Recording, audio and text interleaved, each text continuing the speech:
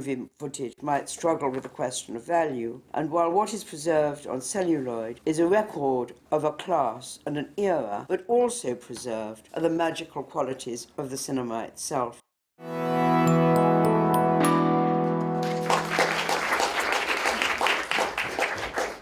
Now, this particular paper has grown out of my interest in compilation film that has been developing over a couple of years. And I started by writing about a compilation film about colonization, about the Dutch colonization of the Dutch East Indies, now Indonesia. And then I found the Alina Marazzi movie, Un'ora Sola ti vorrei, and found that the points that I'd been considering in terms of the compilation film actually would allow me to extend my argument more from a feminist point of view, and also to try and make some comments on the telling of women's history. And that's what I'm trying to do here.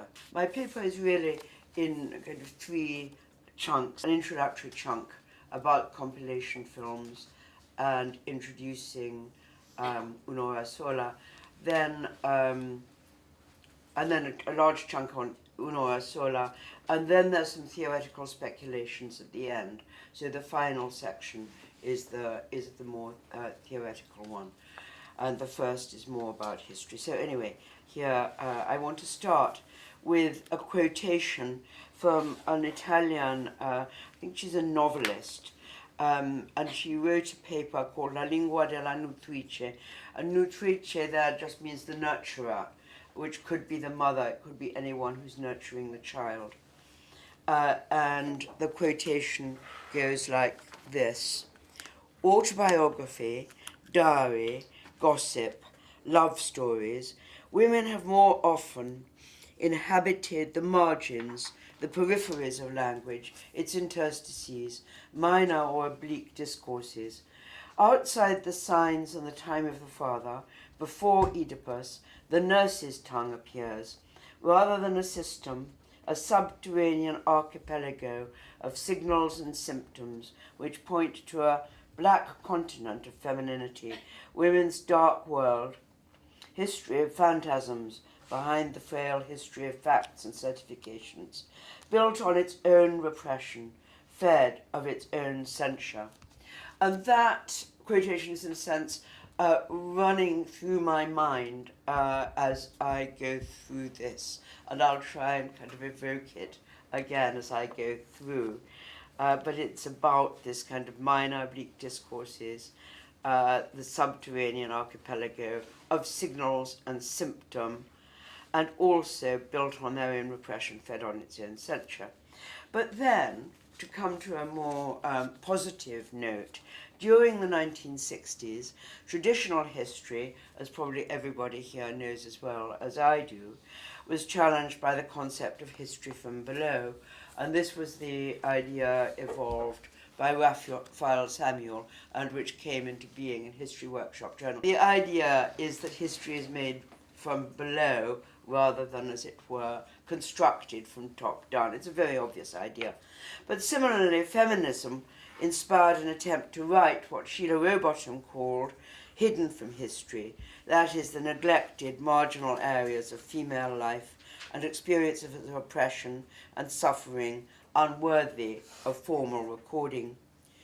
But all history has, of course, not been exclusive to women, but it's been a favoured feminist methodology, documenting and narrating the past through interviews, but also constructing the past out of memories, letters, diaries, and so on. Or we could go back to Elisabetta, autobiography, diary, gossip, love stories, these informal means of narration. In this form of writing, how content is organized, how it inscribes the actual process of collecting its raw material is important for the formal aspect of feminist ideas of an alternative forms of history. So out of these necessarily informal sources, a picture of the past can emerge in which women's lives are central rather than marginal. And in the absence of public events usually associated with politics, those great deeds of great men, as it were, women's everyday struggles challenge given boundaries. So, for instance, the private world of the home and motherhood and family is politicized. Feminist historians have tended to use these documents as an integral part of their alternative narratives, maintaining a balance, and this is an important point, trying to maintain a balance between women's voices, those women's voices coming from the margins, coming from the past,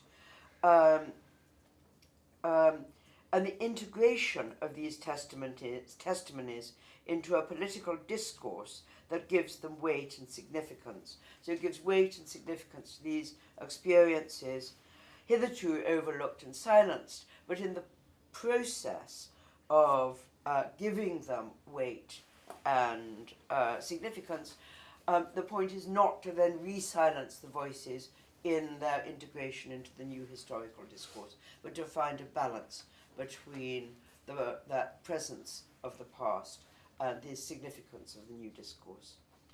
So, and one of the formal results of this is that the texts tend to be made up of fragments, presenting and preserving the heterogeneity of the material. Anyway, there are certain similarities between this form of feminist history and the compilation film. Compilation film, also known as found footage, involves the gradual extraction of a story from the raw material, in which the raw material and the extraction are interwound together. The original bits of film are reorganized into something new, but they're still necessarily rooted in the past moment in which they were recorded. So if you can't imagine compilation film, imagine a film that's just made up of bits of documentary, bits of found footage, bits of news footage, and is then reorganized into some kind of narrative, but in which there is nothing new, only old bits of celluloid are put together. As in oral history, traces of past experience survive even as integrated into new political modes of understanding. And this is what I think Alina Marazzi's film Un'ora sola ti vorrei, to have just 1 hour with you, made in 2002, is useful to reflect on these aesthetic and political questions. And the film's subject matter brings it directly into dialogue with issues at the heart of feminist history, as it reclaims silences and informal cultures, the dilemmas, difficulties that women so frequently encounter in their family relations and those associated with motherhood. Compilation films can be extremely conventional, and everyone will have seen them on the BBC, history of the Second World War in colour, etc. There's no reason why compilation films should be radical in themselves. But what I think is interesting about them is the way in which they can be used in the way the images of the past can be used to challenge and retell that past. So this process involves arranging the images into new patterns, producing new ideas and new arguments. Layering time, reorganizing it, laying it onto and over the found footage's past, as in a palimpsest. So the editor extracts new meanings from the raw material, but those bits of film continue to assert their materiality and bear witness to celluloid's ability to capture and preserve whatever's happened in front of it. There's a temporal complexity here, but there's also an informality and incompleteness of assemblage, and the heterogeneity is built into the found footage due to the discordance between the raw materials intractability, its lack of value and tension with the new film's aesthetic principles and its political message. Now, I want to say something about my two topics of Gleaning and Detournement. Walter Benjamin, again, as you probably all know, wrote about Baudelaire's description of a rag and bone man as a symbol of the modern urban poet, pointing out that in his work, the poet recycles the items he collected on his flânerie through the urban landscape. The leftovers, the waste, the dysfunctional, what society, and more precisely full-blown capitalism, regard as useless, is taken by the poet as semiotic building blocks for his work. This might be a desperate survival technique, but it also has an ethical motive, an awareness of the dignity of raw material, of matter itself. Where society fails to appreciate an object, the gleaner sees its unconventional aspects, if only its edibility, and puts the object into a living context again, almost amounting to resurrecting it into a new context. So the artist, a transfigurator of material, collects useless material, semiotic waste, and transforms it into artworks. Gleaning art exhibits the uselessness itself and its inherent dignity, the resisting force of the physical or semiotic matter of words and images. In this activity, artistic imagination is free of social rules. In Detournement, a situationist practice involving self-conscious transformation of an original material meaning, torn out of its historical context, to be reconfigured with another political and ideological context. Guy Debord, the kind of situationist father and founder, has described it as there being two categories, or two types. Detournement of elements that are in themselves of no real importance, such as a snapshot, a press clipping, an everyday object, which draw their meaning from being placed in a new context, which is perhaps similar to the evocation of Gleaning, which I've just given you.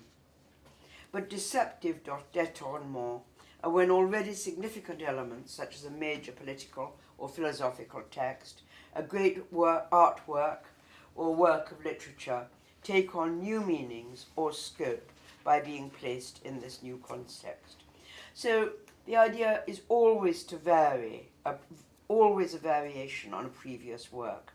The new has, and this is the crucial thing about Detournement, the new has a meaning that's antagonistic or antithetical to the original.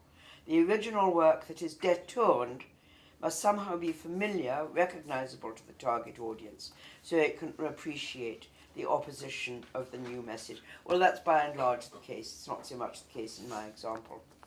So I took the idea of Gleaning very much from a movie which I hope you'll all know, you know, obviously, La Glaneur et les Glaneuses, Agnès Varda's brilliant film about Gleaning, and which itself suggests an aesthetic link between this feminist historical process and that of the compilation film and the concept of Gleaning.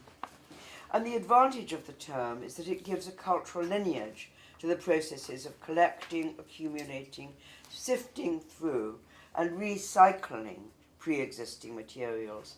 Gleaning offers a trope for women's cultural marginality, the informal, anecdotal nature of their traditional cultural practices, and their resurrection through the further cultural and artistic processes. Now, Varda begins her film pointing out that in the old days only women gleaned, and she shows the pictures and she kind of gives an account of it. She also points out that gleaning easily takes on metaphoric significances its relation to the discarded of the harvest, as opposed to the produce that has value and will circulate properly in the market, leads once again to the marginal within culture, and then, in some metonymic chain of association, to the kinds of valueless things of women's culture, things collected, baby garments saved, and letters invested with a value of personal or an emotional kind. Furthermore, in the process of gleaning, the effort associated with it provides a metaphor, and this is something Vada points out, a metaphor for the search for information, with further connotations of the scarcity of material and the difficulty of finding it. These two strategies, Detournement and Gleaning, resonate with feminist history. Both reuse pre-existing objects, text or material of any kind, for something new, and their aesthetic strategies inscribe a double temporality as the raw material is preserved in a new usage. One, Detournement, is derived from this antagonistic critique of the past. The other, Gleaning, opens a path perhaps towards a more experimental aesthetic. But both are characterized by incompleteness and stretch out in a space of in-betweenness, kind of in-between here, there, and whatever it might be. So Alina Marazzi's Un'ora sola ti vorrei uses compilation film both as critique and as experiment. The film reconstructs the life of Luisa Hopli Marazzi from girlhood to womanhood, and its fragmentary objects, of which film is only one, tell a story of childhood, adolescence, and then motherhood and its attendant crises. Furthermore, and this is one of the things that has interested me particularly in the film, the retelling of the story documents highly charged social context and a specific historical moment. Luisa, who was always known as Liesli by her family, was the daughter of Ulrico Hopli, who'd inherited and successfully ran a Milanese bookshop and publishing house. She'd been founded by his father and had an influential place in Milanese cultural life. So this is a high bourgeois, intellectual and cultured family background, privileged in every way. But after Liesli married and her two children, Martino and Alina, were born, she began to suffer from depression. And she stayed some time in the US for her husband's research, then returned to Italy, and she spent increasing amounts of time in Swiss clinics and mental hospitals. Alina Marazzi grew up with no knowledge of her mother or her history. Her mother had simply disappeared from life when Alina was too young to remember her. And the film is Alina's reconstruction of what had happened to her mother and what lay behind the disappearance. But to my mind, one key historical point is that the story, Liesli's story, takes place in the years just before the arrival of the women's liberation movement and just before the reforms to the Italian mental health system, and particularly the organization of mental institutions. So Liesli, in a sense, was just stuck at the very end of a particular narrative before a new narrative could start. So Un'ora sola ti vorrei was created by Alina Marazzi, Liesli's daughter, from home movies that her grandfather had shot, but also photographs and documents of different kinds, letters and diaries, from which she's constructed a soundtrack. The film's images and the voice-over of Liesli's thoughts, her self-doubts, her rebellious instincts, which come in mainly in her diaries, are thus, by and large, at odds with each other, so that the soundtrack and Liesli's thoughts are somewhat at odds with these exquisite photographs of the beautiful bourgeois milieu. Ulrico hopefully filmed the main events of his family's life, their rituals, weddings, birthdays, etc., as well as holidays, moments of everyday life. And when Leslie and her husband Antonio moved to America, they continued the tradition of filming, but as her depression grew worse, the filming falters, and suddenly the images are no longer there. And towards the end of the film, images of Leslie's rare visits home, often drowsy from her medication, are integrated by Alina into the hospital documents, which record her treatments, their cost, and all the day-to-day running of her so-called therapeutic treatment. So, the aesthetic of compilation, its fragmentary, unfinished nature, has a further significance for this film. First of all, the aesthetic reflects the difficulty of telling Leslie's story.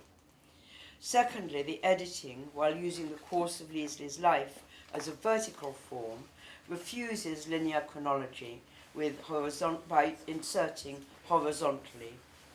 I think now we might just show the beginning, as so many people here haven't seen it. So this is the opening of the film, and I just want to say that Alina has opened the film with a fictional narration which she's put into her mother's mouth, which she recites herself. And as she studied in England, in the UK, it's her own Alina's voice speaking English. For all these years, nobody's ever told you anything about me, who I was, how I lived, and how I left. Could we turn the lights on? I want to tell you my story now that it's been so long since I died.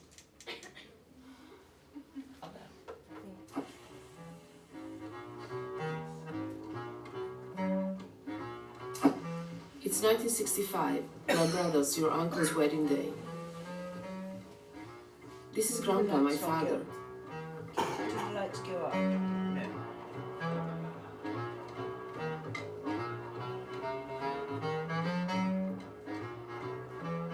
All our relatives and family friends are here as well. We are on your grandparents' terrace in Milan. This is Martino, he's about 2 years old. This is Granny, my mother. She's beautiful as always. I had lived in that house until just a few years earlier, when I eventually married Antonio, your father. Look, here we are.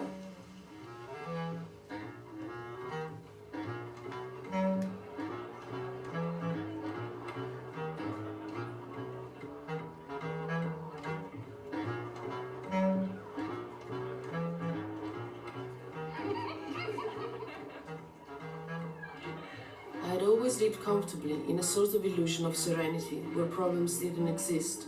But even then, it was as if I already knew that I would never really manage to fit into the world.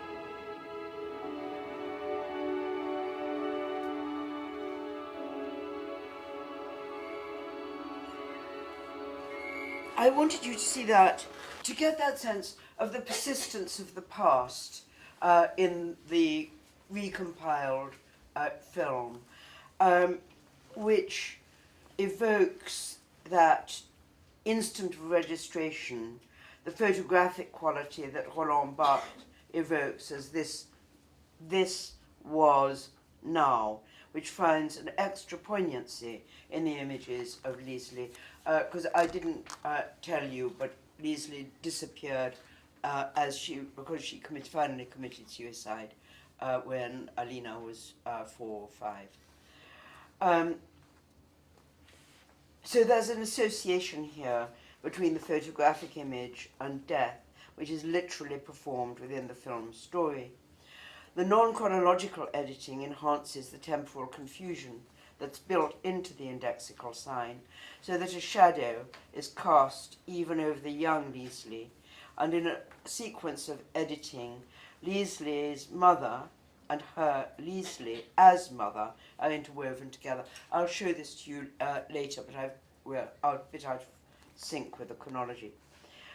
But ultimately, and beyond the double temporality that's characteristic of the compilation film, Vorrei Sola Vorrei moves into the realm of history, and significantly in this concept exemplifies a work of women making history.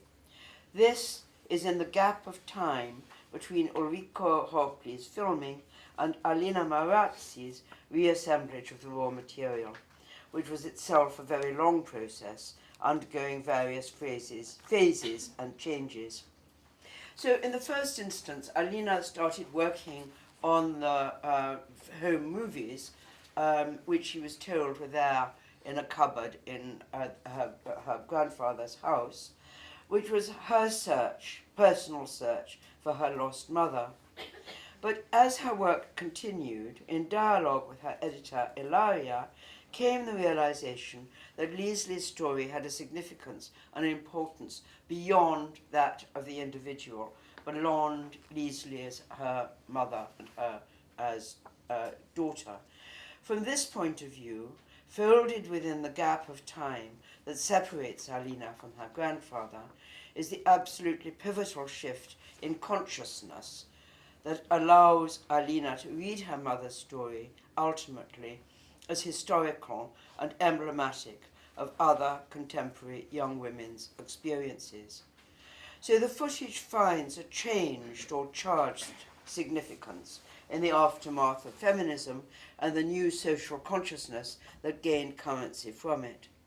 So out of the bits of home movie footage, Alina then made a film which she brought out and released into the world that found immediate public recognition and understanding, very particularly among women, and among them, most particularly, of women of her mother's generation who just wrote to her to say, I recognize what Leslie went through, and it was suddenly found a public discourse of the kind that I was trying to evoke earlier.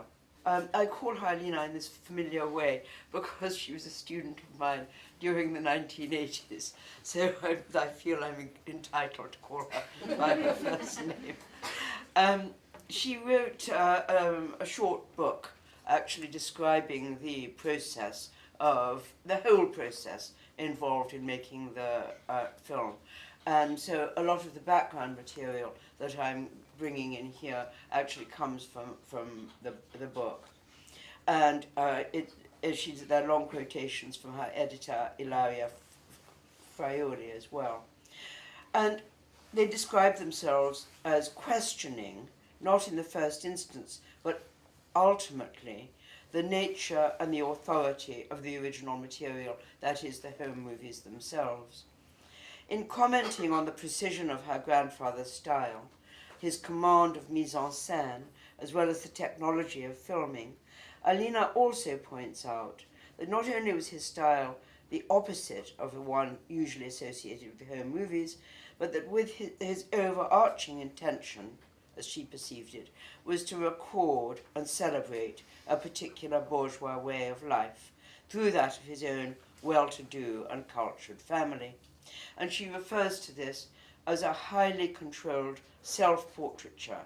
No image was casually made, and she continues, there was something we could not avoid, and that did in fact generate a useful dialectic, the look of the camera operator. It was impossible to forget that these images were made by a man filming his women, his muses, his wife, his daughter. The looks at the camera reveal a game of complicity between filmmaker and those filmed. These women are beautiful and charming, captured by the equal charm of the camera work. But in my mother's case, these images of happiness are shown to be false. It was as though the camera was not able to capture an essence beyond an appearance. For his whole life, this man had filmed his wife and then his daughter without succeeding in actually seeing them, without capturing the looks that these women gave him in return. the letters and the diaries put this appearance of happiness continuously in question. So there are two sides to the raw material's relation to the completed film. On the one hand is critique, implicitly in the film, explicitly in the audience reaction to it, how it came out into the world. Then in this, Leesley's story stands as symptomatic of the oppressed condition of women before feminism, and then the subsequent emergence of a considerably more liberal society in the Italian context of the 1970s. But on the other hand, and this is something that I've struggled with for a bit and was helped by Alina's book, how impossible it is to ignore that the home movies footage has some kind of intrinsic beauty and fascination. The found footage, and this is very much the case in Un'ora Sola, exudes a raw and material indexicality that cannot but enhance the film in which it was embedded. And I just want to read a quotation from Michael Witt's book, JLG Film Historian, a section entitled The Museum of the Past. And this is Michael Witt discussing Godard's relationship to how the past is mediated in and through film. He says, Godard's different ways of understanding the relationship between the... Sorry, that's not a sentence, but we'll just have to take it as it is. Perhaps I'll say Godard had different ways of understanding the relationship between the cinema and the world it represents. First, as chemical, electronic, or digital recordings, all films, irrespective of their nominal status as newsreels, documentaries, or fictional dramas, are intrinsically historic, insofar as they capture and store time. Second, as a mimetic recording machine, cinema conserved the 20th century on celluloid, and as a result, as Godard suggested in 1989, all cinema's stories form part of and recount the same history. All films, no matter how banal or trivial, and irrespective of ostensible intentions such as entertainment or information, serve to haphazardly document human attitudes, cultures, customs, behaviour, clothing, and so on, thereby providing the historian with an incomparably rich audiovisual archive of the world from the 19th century onwards. And I think this description, particularly the last bit, well, I think the early bits are important too, is eminently relevant to Signor Hopley's footage. We see human attitudes, cultures, customs, behaviour, clothing in the rituals, holidays, etc. of this sophisticated and successful Milanese family. Alina comments that the scene on the beach evokes an elegiac quality that she associates with the 1950s.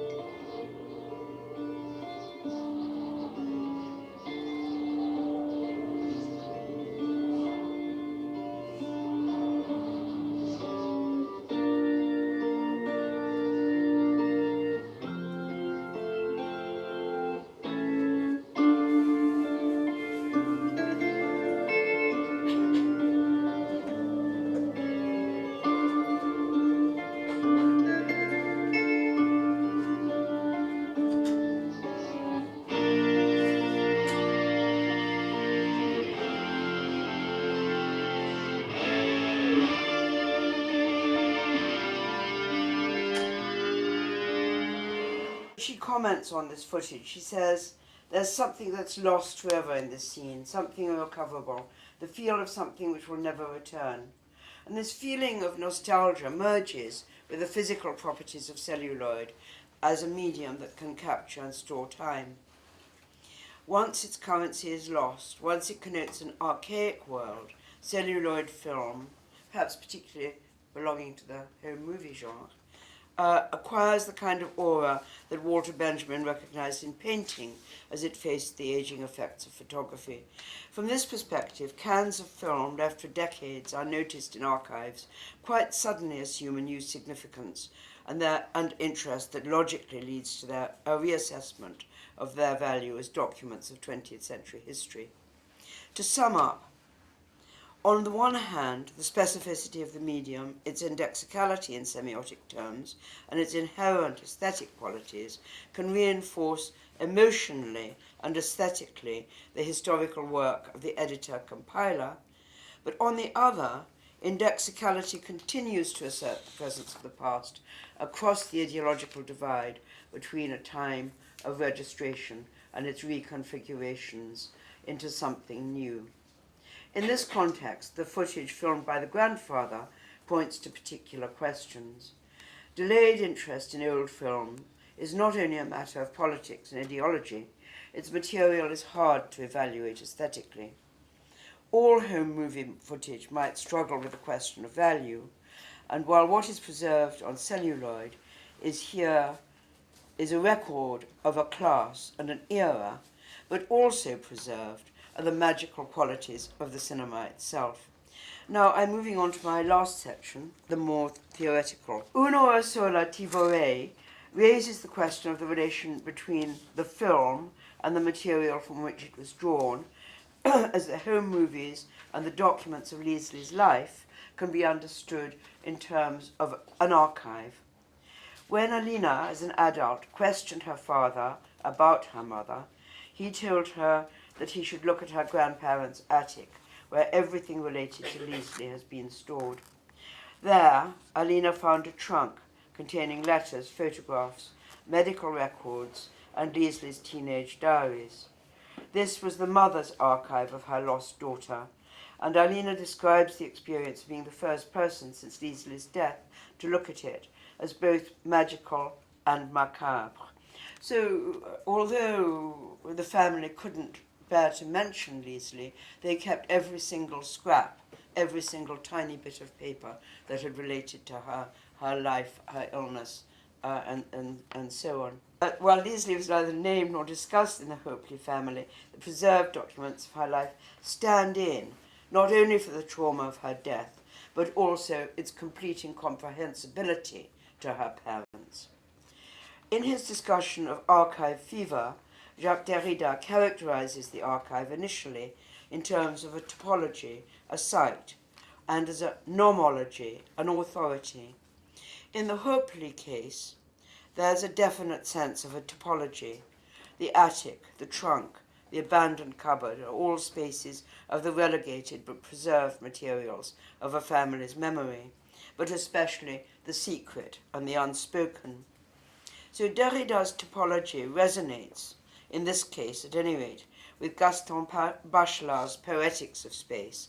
The spaces in which these memories are housed have a particular significance within the topography of the family home. However, the informality of the material, its domesticity, its femininity, indicates that the material resists the patriarchal authority that Derrida considers to be fundamental to the archive. And the grandfather recognized this himself, because one day he asked Alina what she was doing, why she was interested in all this. And he said to her, why bother to look at all this? These are choquettes, mere stupidities that I made as a young man for fun. They are without any historical interest. And Ilaria, on commenting on the intrinsic value of Signora Hopley's material, points out the contradiction between his assessment and its actual historical relevance. She says, he considered the films only to be a pastime without any value. This is confirmed by the fact that he hardly ever filmed his prestigious Hopley bookshop, perhaps to avoid mixing the serious with the frivolous. However, the material could find its authority, its nomology, through Alina and Ilaria, the editor's shared vision.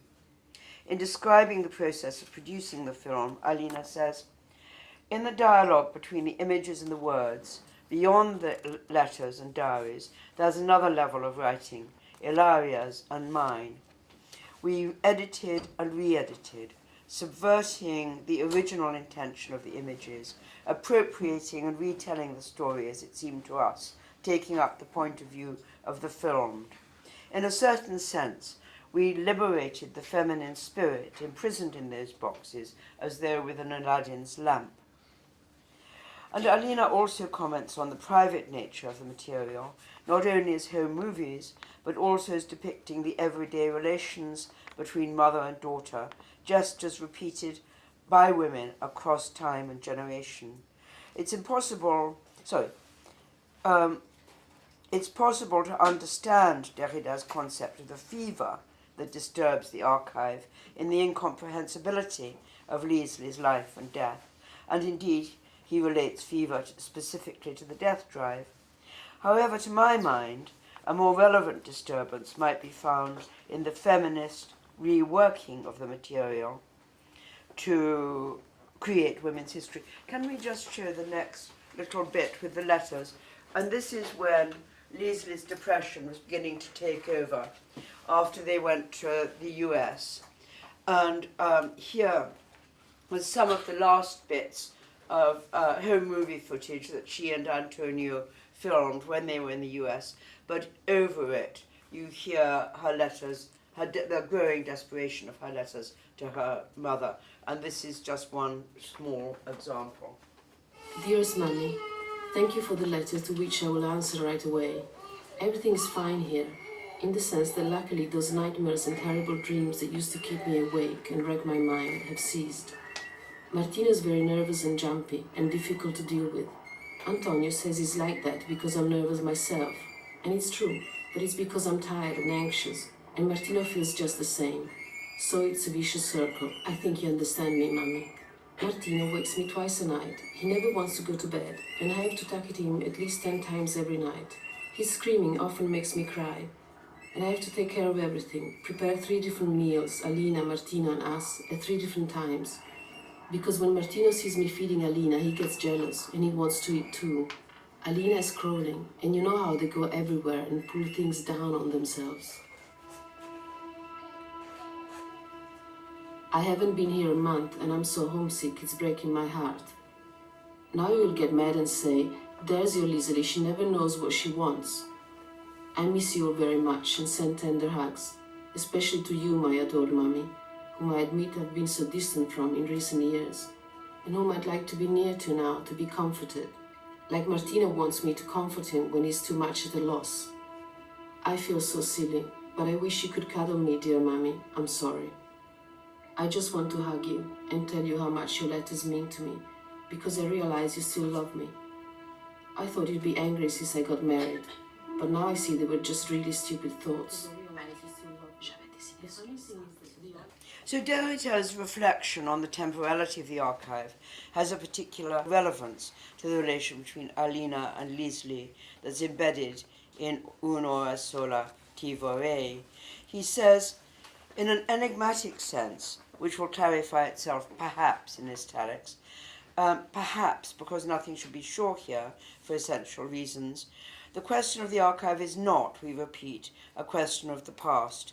It's not a question of a concept dealing with the past that might be already at our disposal, an archivable concept of the archive. It's a question of the future itself, the question of a response, a promise, and of a responsibility towards tomorrow.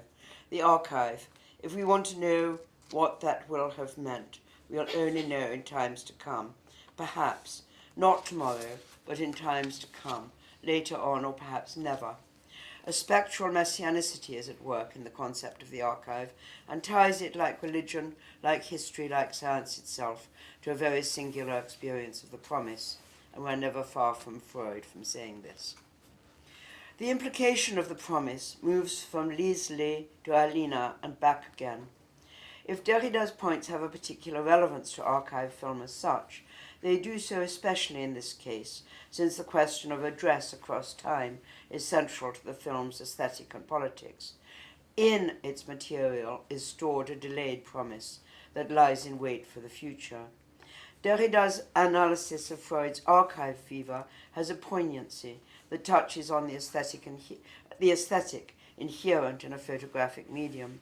He argues that Freud, in pursuit of the archaeological desire to make stones speak, that is, to give voice to the unconscious, wants to pursue a more archaic impression, wants to exhibit a more archaic imprint, an imprint that's singular in time, an impression that is almost no longer an archive, but almost confuses itself with the pressure of the footstep that leaves its still living mark on a substrate, a surface, a place of origin.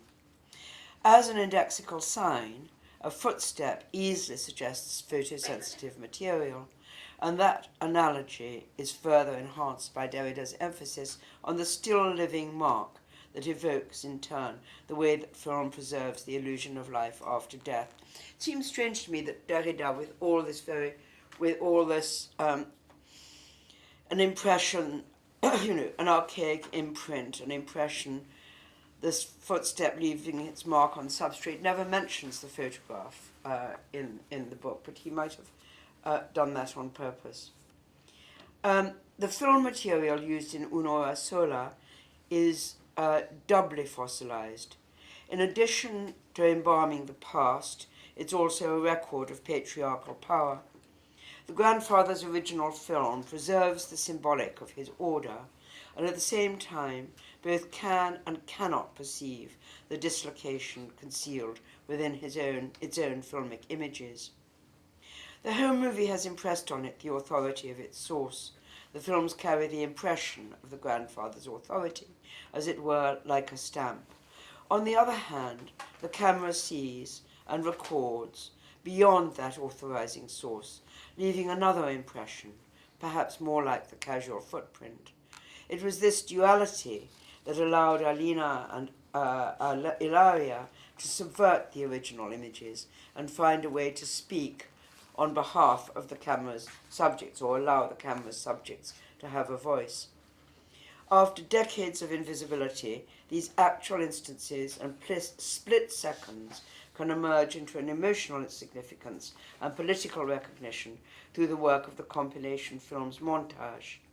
In the last resort, this material that waited decades to be analysed and evaluated carries, in the celluloid footprint, something, perhaps something of the promise, that can be returned to the historical consciousness of the present day. Just as celluloid confuses temporality, so does the concept of the promise speak from the past towards a future in which it might find redemption. Freud's concept of Nachträglichkeit also illuminates the concept of an exchange between the past and the future. As defined by Jean Laplanche and Jean-Baptiste Pontalis, deferred action, as Strachey translated the term, implies that, and this is the quotation, experiences, impressions, and memory traces may be revised at a later date to fit in with fresh experiences or with the attainment of a new stage of development. They may, in that event, be endowed not only with a new meaning, but also with psychical effectiveness. So Laplanche and Pontalis point out that such memory traces are a residue of trauma, the legacy of material that surpassed the subject's understanding at the time of the original event, the indexical persistence of the past into the present, characteristic of photographic time, comparable to the memory trace, as well as the compilation film's revision of the archive's raw material, both suggest an analogy with the structure of trauma. The retold material in this case reveals the lot of a young woman whose experience resists incorporation into the meaningful context of her own history. Laplanche and Pontalis also point out the concept of deferred action is to detract from an overly linear pattern to human psychic development. Here, the time of the traumatic event and its later revision are intricately woven together. Although the reordering of found footage offers a revision of past events within the context of an altered consciousness, the new narrative does not completely dissolve the impact of the inassimilable presence of the past. Laplanche expanded his thoughts on Nachträglichkeit with a new translation of the word as afterwardsness. He argues that hidden in these kinds of memory traces is a message from the other.